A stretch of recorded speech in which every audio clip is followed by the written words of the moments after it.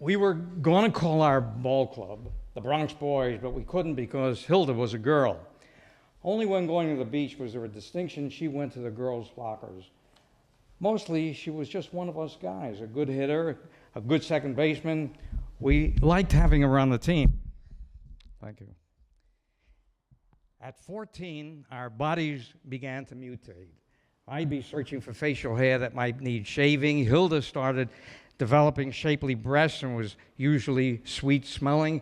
She had shiny black hair that framed a beautiful face and soft skin. She talked nicer, not swearing, shouting like she used to.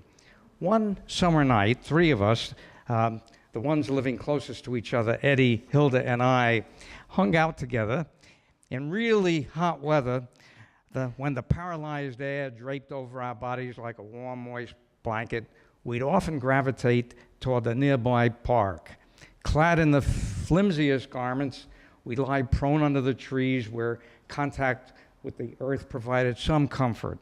One such evening found us stretched out in a lonely spot beneath the boughs of a large oak tree.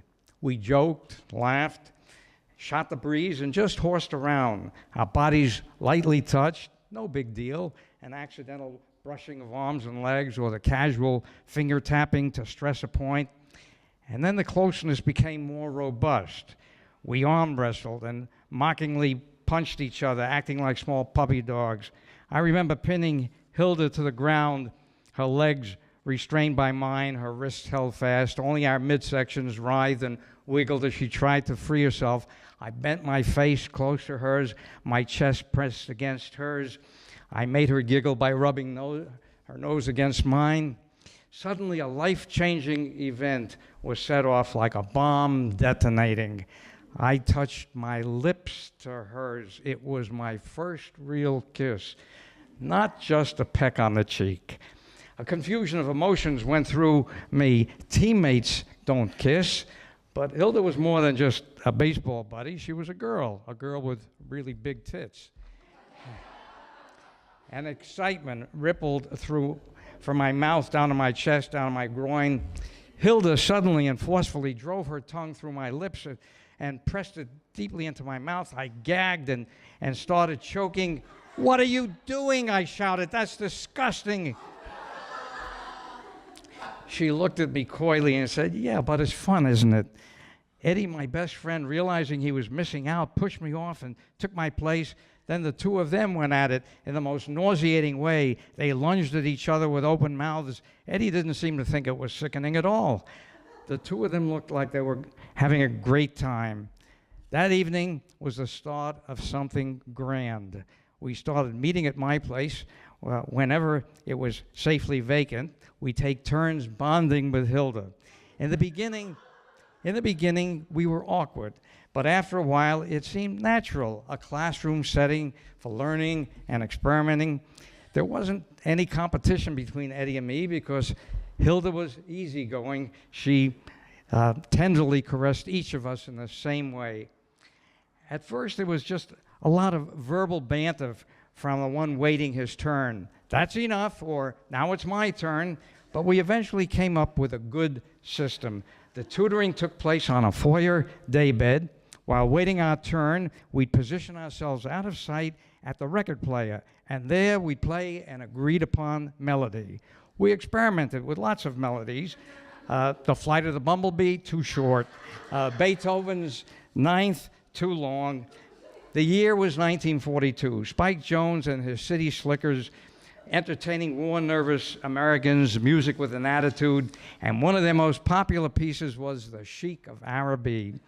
It became the recording we used as our timing device. "I'm the Sheik of Araby, your love belongs to me. At night, when you're asleep, into your tent I'll creep."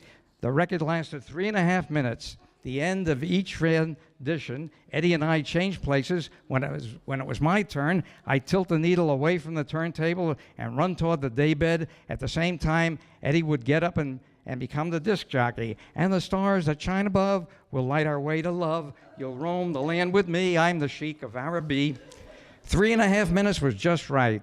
There was enough time to experience the ecstasy of those warm, firm breasts and the steamy heat of exploring tongues, enough time for fingertips to enjoy newly discovered sensations in forbidden places. There was not enough time to venture beyond the innocence of touching and feeling. Sometimes when it was my turn, we just talked. Hilda would tell me things. I know how to have safe sex. I didn't know what she meant. She explained, when you put your telescope into me, she said, I'm safe as long as your balloon doesn't reach my belly button, but if you push it too far, like way up here to my chest, she said, I might get fucked. You wouldn't do that, would you? No, I promised, I wouldn't do that. What was she saying? Telescope, balloon, reaching her belly button, her chest. Was she putting me on? I just listened. Talking would spoil the mood. We 3 students were passionate about our lessons and kept our secret well guarded. One time, Mama started questioning my laundering habits. Why are you washing your own shorts? Don't you like the way I do the laundry? Eventually, our glorious studies did come to an end.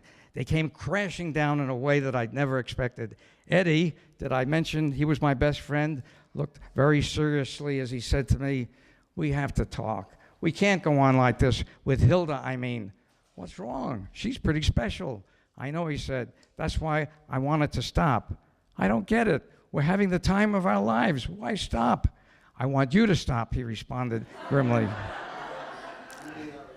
Eddie wanted me out of the action? I stammered, why do you want to do this to me?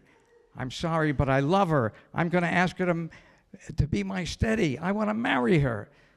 I thought he was about to cry. Marry? Marry? Are you crazy? We're only 14. You can't do this, I protested.